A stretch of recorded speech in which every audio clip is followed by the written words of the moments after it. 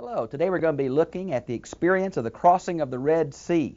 It begins in your Bible in Exodus chapter 13, verse 17, through the end of 15.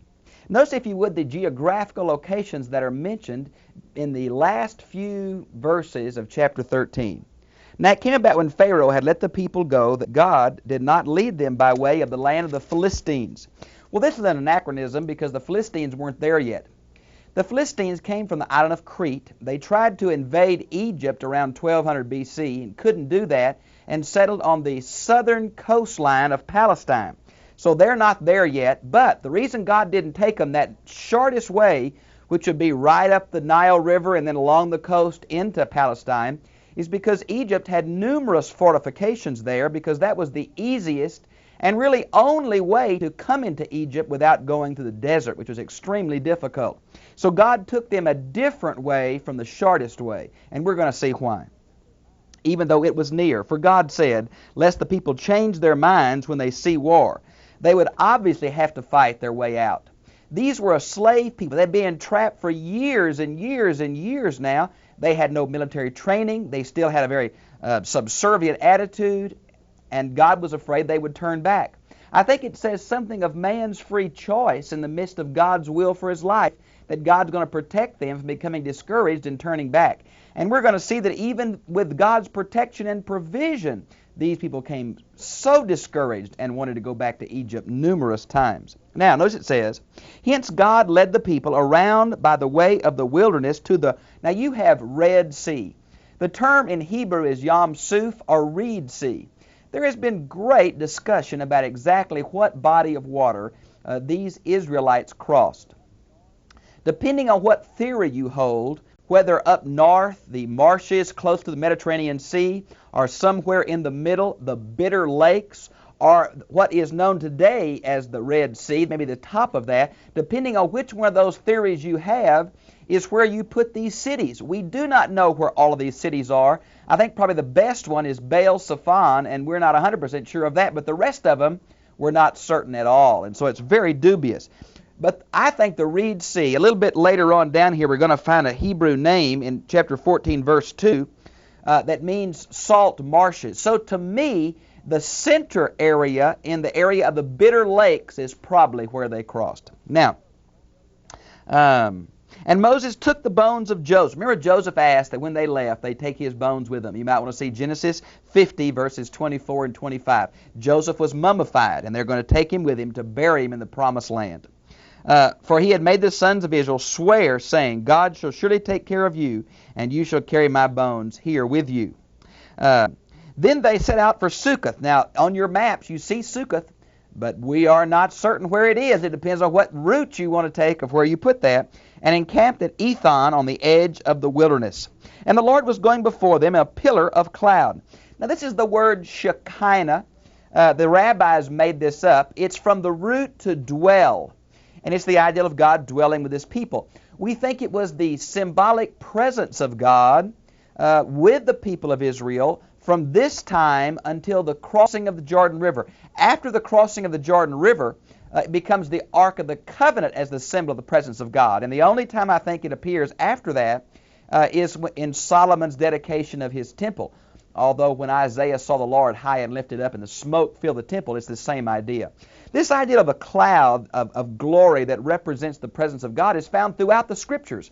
I think not only of coming down the tabernacle and here in the Exodus experience, but I kind of think in the New Testament, the cloud that overshadowed the group there when Jesus was baptized and God spoke out of it. The cloud that overshadowed the Mount of Transfiguration, God spoke out of it. The cloud that took Jesus from the Mount of Olives at his ascension, and the cloud that's promised to return when Jesus returns. Now this is an exciting cloud in the presence of deity. Now, notice where it says, by day, and led them on the way in a pillar of fire by night. In the daytime, it was a covering to keep them being sunburned. At night, it was a fire to light up the camp. And he did not take away the pillar of cloud by day, nor the pillar of cloud by night from before the people. Now, chapter 14. Now the Lord spoke to Moses, saying, tell the sons of Israel to turn back. Now, if you'll look at some of the maps that try to show us where these are, they were kind of wandering aimlessly, it's going to say, back and forth, back and forth. And God put them in exactly the geographical place where Pharaoh thought, I've got them now. They're trapped against the sea, against the desert. I'll get those slaves back.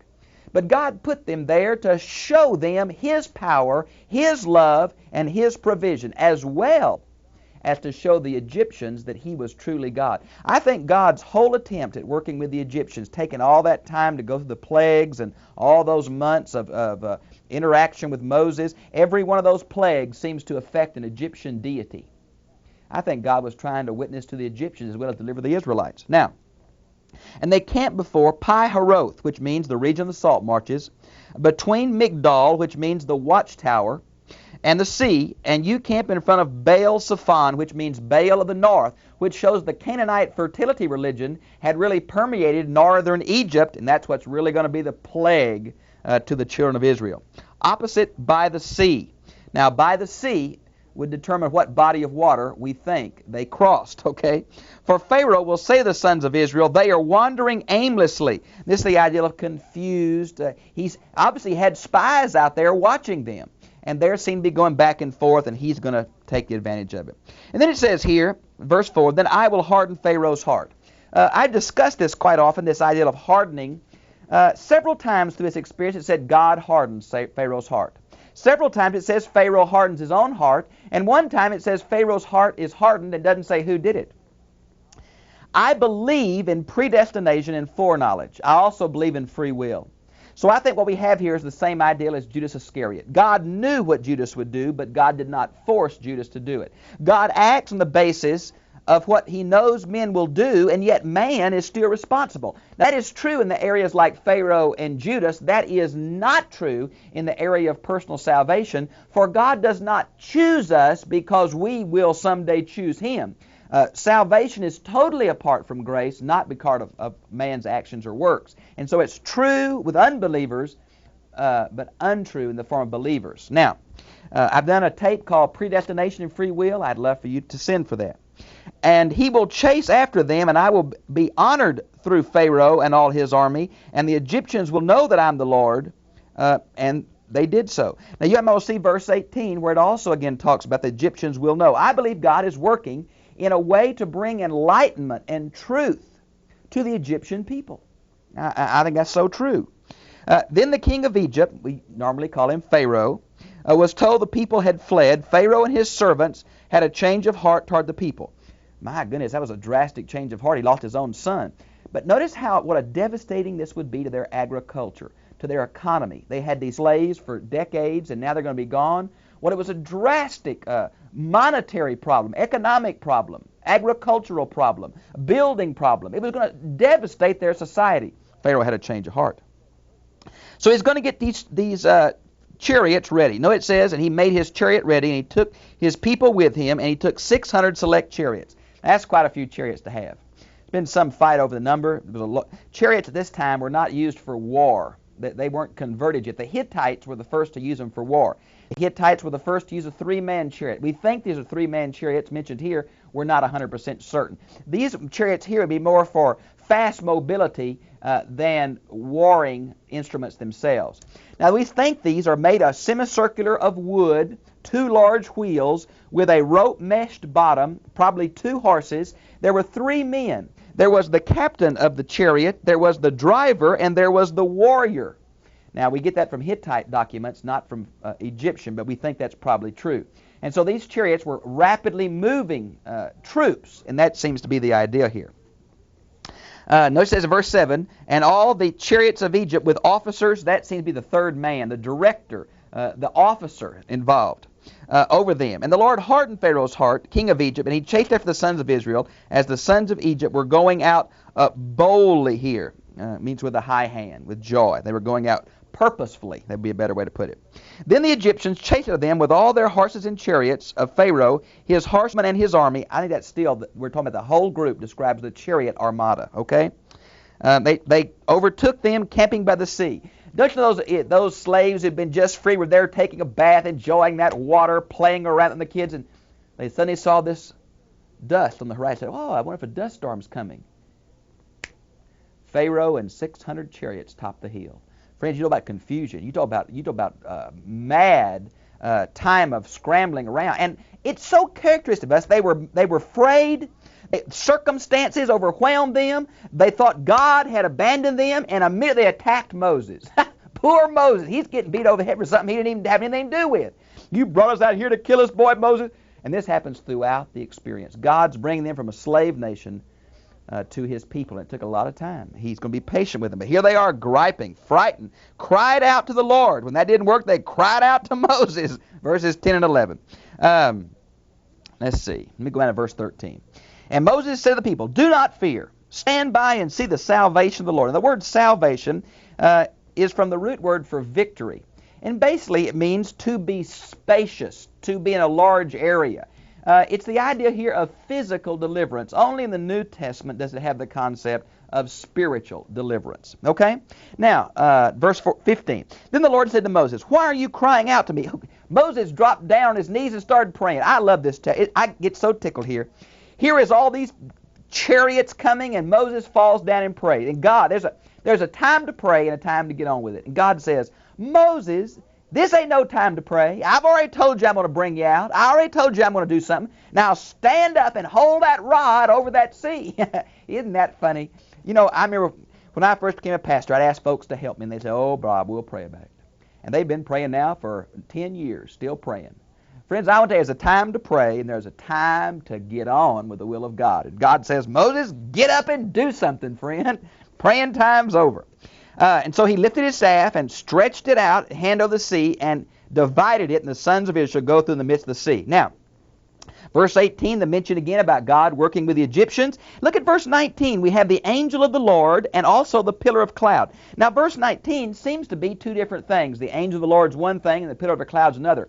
But I really think, theologically, they're probably the same thing. The angel of the Lord here is that personification of God that happens so often. The burning bush, it says the angel of the Lord came up the burning bush, and God spoke out of the bush. And there's that dichotomy all the way through here about God being the angel of the Lord, and yet it being God. Now, the pillar of cloud was for two reasons. It separated the army of Egypt from the Israelites, and I also think it probably kept the Israelites from surrendering that night, too. Matter of fact, we're in the middle of the night here, as I'll show you in just a minute. Okay, the angel of the Lord, they moved back behind to separate those two armies. So it came between the camp of Egypt and the camp of Israel, and there was the cloud along with the darkness. Along with the darkness, it was probably darkness to Pharaoh and his men, but light to the children of Israel. And yet gave light at night. And thus the one did not come near the other all night. And Moses stretched out his hand. Now look at verse 21 for me. I want to show you something. Here are three agencies. Moses stretched out his hand. God caused an east wind to blow. Now here we have human instrumentality, the power of God. We've got natural means with supernatural timing. Now the water walled up on two sides, but it took all night. The east wind piled up one wall. But what about the other wall? Who piled that up? The other thing is the east wind blew all for several hours to dry the bottom out so they could walk across. Now I saw Cecil B. DeMille's picture too, where boy, he does that, and but it took all night long. Matter of fact, they're going to leave between 2 a.m. and 6 a.m. Look at verse 24. The morning watch. It was the middle of the night when they walked through that sea. They took all that time for God to do it with natural means. He does many things with natural means, with a supernatural timing and supernatural emphasis. Now, by the way, the Egyptians would have seen God miraculously manipulating this sea as a reference to the creation myth of God handling chaos, or the waters of the deep. Now, notice what happened. The waters were like a wall to them on the right and on the left. Boy, it was majestic. Wouldn't you like to have been there? I hope God kept a videotape of this. And the Egyptians pursued them and their horsemen, and it came about in the morning watch. The Lord looked down on the Egyptians through the pillar of fire and the cloud. See, God's in that cloud, not just the angel of the Lord. And the Lord said to Moses, "Stretch out your hand over the sea, the waters may come back." Moses did it, and the Egyptians were fleeing right into it when the Lord overthrew the Egyptians in the midst of the sea.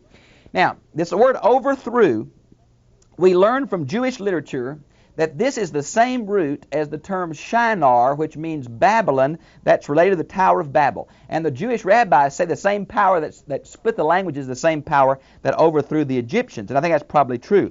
So all these Egyptians drowned. Some say, well, if it's a marshy deal, the miracle was that God drowned that many Egyptians in just a few inches of water. Well, however he did it, he did it. And notice it says in verse 30 that Israel saw the Egyptians dead on the seashore.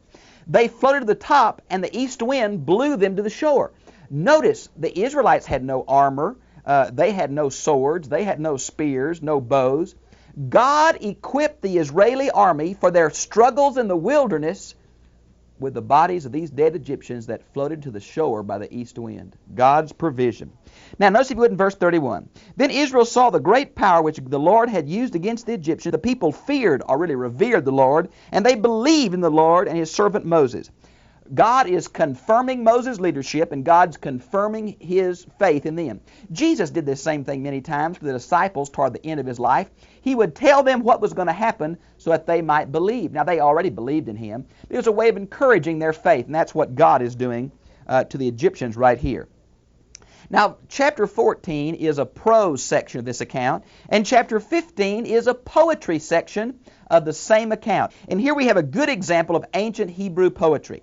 The rhyme is not in sounds, but in thoughts. And we have Moses here in 1 through 18, and Miriam in 19, and I think down probably through 26, or through 21 anyway. Well, here we have these two songs, and it's poetry. Notice it says, the horse and the rider he has hurled in the sea. This is the idea of chariots, not just cavalry, but the chariots were, their tires bogged down in the soft mud. It was dry enough for the people to walk across, and some carts, but not enough for these heavy chariots. Notice it says in verse 2, they see my salvation. Remember the word salvation and deliverance are the same Hebrew words. It means physical deliverance, okay? Notice in verse 2, my father's God, and I will extol him. Here's the idea of link to the patriarchal promise of Abraham, Isaac, and Jacob again. God as a warrior. This is what the phrase Lord of hosts means. God is the captain of the armies of heaven. He's called that several times through here, okay? Deuteronomy 1:30, Joshua 5:13 through 15. 2 Chronicles 20:29, God as warrior. The Lord is his name. This is the word, see the word all caps in Lord, it's the word Yahweh, Y-H-W-H. It was only revealed to Moses in Exodus 3:14. It's from the Hebrew verb to be. I think it means I am the ever-living, only living one. That's the idea, okay? Now, notice it mentions the Red Sea here, but really it's the Sea of Reeds, Yam Suf, where it was, we're not sure. They fell like a rock. Well, I guess they did. They're wearing armor. Thy right hand, in verse 6, the right hand of God is a symbol of power, authority, his action, his, willingness to help. That's the right hand. It's anthropomorphic because God does not have a right hand. Notice in verse 8, the blast of his nostrils, the waters were piled up. Well, this is the theological understanding of the east wind coming at the right time with that kind of intensity to pile those waters up. So there we have, another anthropomorphic phrase. Verse 11 is interesting. Who is like thee among the gods, O Lord? Who is like thee, majestic in holiness, awesome in praises? Now, I believe in monotheism, but apparently it was somewhat of a theological development in Israel. This is what we would call henotheism, or monolatry. Israel worshipped only one God while not denying the existence of others. I think there's somewhere around 63 foreign gods listed in the Old Testament. Originally, God was supreme among all gods, but later he was the only true God, and everything else was probably fallen angels or false gods or demonic. But that developed some. Very soon, though, full-blown monotheism is certainly a part of Israel's faith. Working wonders. This is the God who acts. That's what makes him different from all the other gods. He does something. He acts in history on part of man. The earth swallowed them. This is the idea of Sheol, swallowing something up. Verse 13, in loving kindness. This is the special Hebrew verb hesed.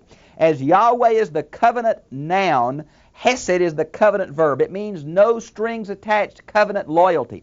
I personally believe, theologically speaking, it is very similar to the New Testament word agape in its connotations.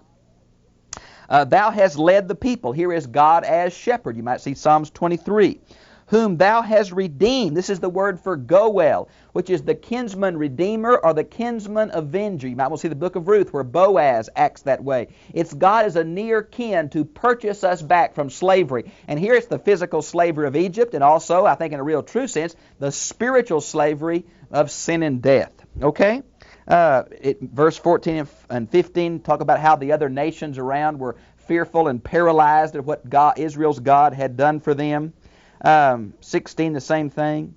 Until the people pass over. Now, this could mean Jordan or Canaan. It's obvious that chapter 15 is written long after the 14 is the actual historical account.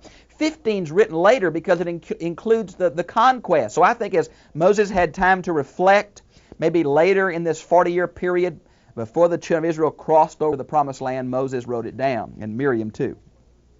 Now, notice it says, whom thou hast purchased, the last part of verse 16. There's the idea of redemption again, the goel.